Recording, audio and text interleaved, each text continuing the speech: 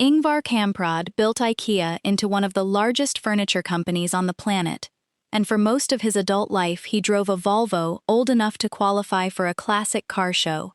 He flew economy on short European routes, well after becoming one of the richest men alive. Employees who worked near him have described being told to write on both sides of a piece of paper before reaching for a new one. Simply how he lived, apparently, day to day, not a performance staged for a documentary crew. Walk into a flea market in Stockholm on a Saturday morning, and something similar shows up at a much smaller scale. Second-hand furniture, second-hand clothes, second-hand almost everything, and the people digging through the boxes aren't only students stretching a tight budget. Doctors, lawyers, people with plenty of room to buy new, standing in the same aisle, without much embarrassment about it at all. Ask a Swedish household what they're doing on a Friday night, and one answer comes up constantly. Staying home, tacos or crisps, a movie, nobody spending much of anything, with the people who already live under that roof. It's common enough to have its own name. Walk into a Swedish bank and ask for a mortgage, and you'll hit a rule that barely exists anywhere else. The bank is legally required to make you pay down the actual loan every month, not just the interest, whether you'd rather or not. A billionaire's old car, a flea market full of professionals, a quiet Friday night inn, a mortgage law with teeth. 4 completely different scenes, and every one of them comes out of the same instinct. Before we go on, let us know in the comments where you're watching from. We love seeing how far this story travels, and if you're loving it so far, join the family by hitting subscribe, because tomorrow we've got something special lined up just for you. The instinct has a name. Lagom, pronounced roughly Lagom.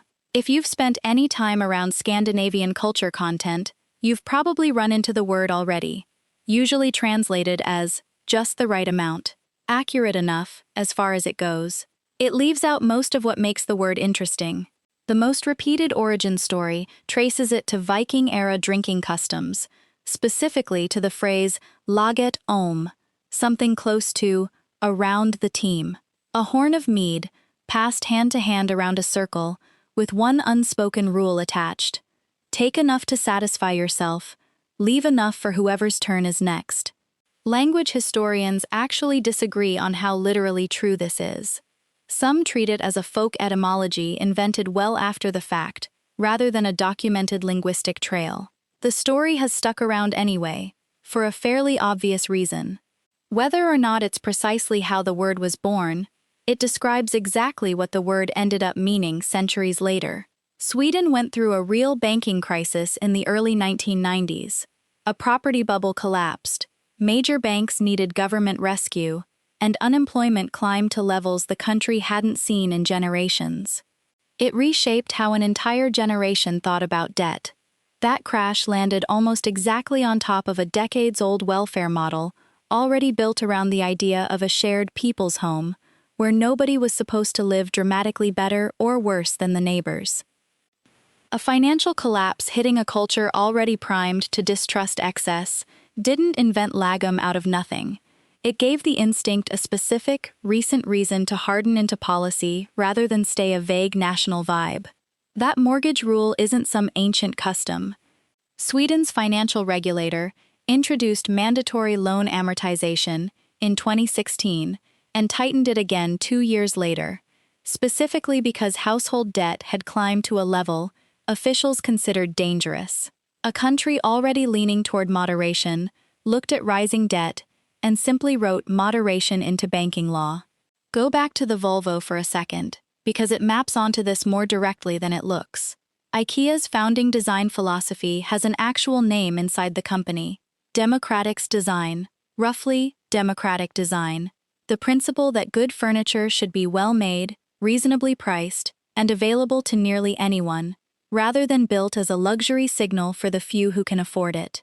Kamprad driving an old car, and his company building flat-pack furniture designed to ship cheaply and last for years, aren't two separate facts about the same man. They're the same value, once applied to a person and once applied to a product line. The concept gets misread almost exactly the way hygge does once it crosses a border, the same one covered a few videos back on this channel.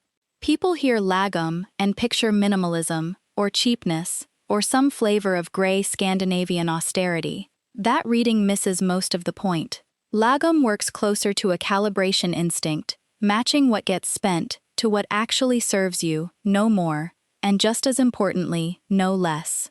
A Swede skipping a five-star hotel for a cabin by a lake usually isn't performing frugality for anyone watching. If the cabin genuinely delivers what they wanted from the trip, the hotel would have been the miscalibration, not the cabin. A few concrete structures build this instinct rather than just describing it after the fact. Second-hand buying carries close to no stigma, backed by a large resale infrastructure. Apps like Tradera and Blocket handling furniture and electronics the way entire industries elsewhere still treat as a last resort. Consumer debt outside a mortgage stays comparatively rare. Credit cards get used constantly, but carrying a balance month to month is far less normalized than in plenty of other wealthy countries. Swedish schools also fold basic household budgeting into the curriculum well before university, and a lot of Swedish kids grow up with a weekly allowance, veckopeng, structured specifically so a portion gets set aside rather than spent the same afternoon it arrives. And there's a habit that gained real traction a few years back, called köpstopp, a personal spending freeze, sometimes a month, sometimes a full year, where someone simply stops buying anything beyond food and essentials to reset their sense of what they actually need against what they've just gotten used to reaching for. These habits function as a running, almost automatic check on whether a purchase closes a real gap in someone's life or just fills a passing moment of boredom that would have faded on its own by morning. Nobody consults the question consciously most of the time. It's simply the filter a person absorbs young enough that it stops feeling like restraint and starts feeling like taste. This restraint carries a real cost, though, and it's fair to name that plainly, rather than presenting Lagom as a flawless national trick with no downside anywhere.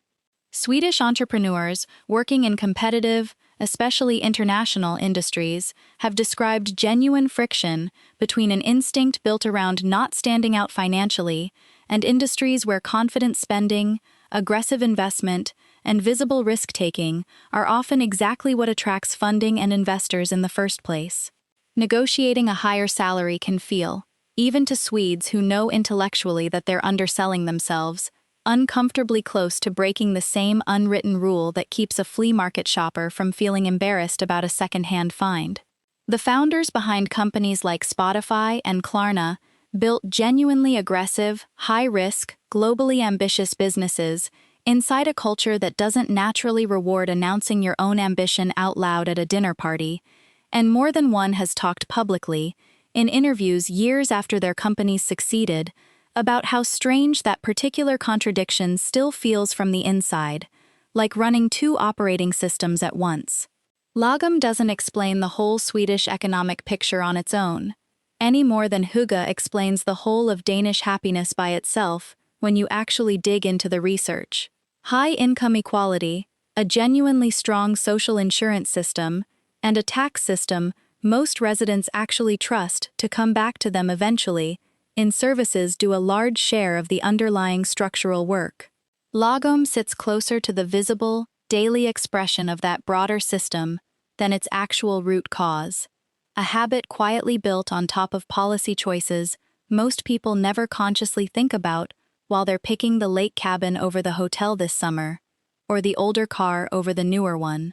The billionaire's old Volvo, still running after 200,000 kilometers, the flea market full of actual doctors and engineers, not just students stretching a budget, the quiet Friday night inn, chosen rather than settled for, the mortgage amortization law forcing the debt down every single month whether the homeowner feels like it or not. All four trace back to one running question sitting underneath almost every purchase decision, spoken or not: is this actually enough for what I need, or is it more than the moment genuinely calls for? Run that same simple question through nearly any Swedish money habit that looks strange, or even a little stingy from the outside looking in, and it tends to hold up under closer inspection every time. None of this means Swedes are somehow immune to want, or that nobody there ever eyes a nicer car in a parking lot. It means the culture built a shared, largely unspoken answer to that want a long time ago. and stopped relitigating the question every single time temptation showed up at the dealership or the department store. That's really the whole trick sitting underneath Lagom, if it can even be called a trick. Not less desire, less negotiation with the same desire, over and over, every single day, until the negotiating itself becomes the exhausting part. If this one landed for you, subscribing genuinely helps more than you'd think for a channel this size, more than any single view or like ever does on its own. Drop a comment with whichever Scandinavian habit you want covered next, whether it's money, food, parenting, or something stranger I haven't touched on yet. I read every single one that comes in. Tomorrow, more stories are waiting for you. Thanks for watching.